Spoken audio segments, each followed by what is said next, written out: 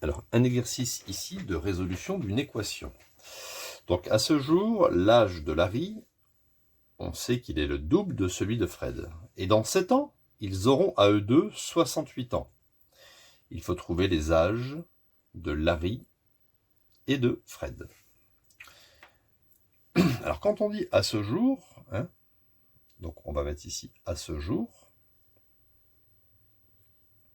Larry, hein, on ne connaît pas son âge, et Fred, je ne connais pas son âge.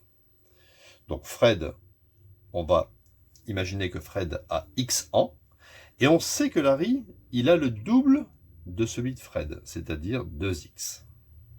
D'accord? Donc ça, c'est à ce jour. Si maintenant, on fait passer 7 ans, hein, 7 ans passent, Larry aura bien sûr un âge de 2X plus 7, et Fred aura, si on rajoute 7 ans, aura X plus 7. Et c'est à ce moment-là que la somme, hein, de leurs deux âges fera 68. Donc, je vais faire la somme de l'âge de Larry et de l'âge de Fred. Donc, ça fait 2x plus 7 plus x plus 7 doit être égal à 68. Et ça va me permettre, après la résolution de cette équation du premier degré, de trouver la valeur de x. Donc 2x plus x, 2 plus 1, ça fait 3x. 7 plus 7, ça fait 14, est égal à 68. Je vais transposer le plus 14, hein, pour le mettre avec 68, je vais changer son signe.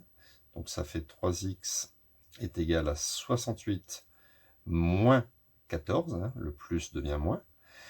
On obtient 3x est égal à 68 moins 14 de tête, hein, ça fait 54. Et à la fin, je divise par 3. D'accord? Donc là, je peux barrer. Et j'obtiens x est égal à 54 sur 3, ce qui me donne 18. D'accord? On peut faire une petite vérification. Donc, Larry aura 2 fois 18, c'est-à-dire 36 ans aujourd'hui. Fred aura 18. D'accord? S'il y a 7 ans qui passent, bien sûr, 36 plus 7, Larry aura 43 ans.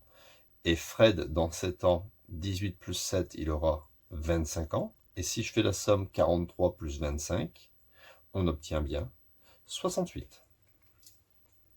Donc voilà, hein, cet exercice est totalement résolu.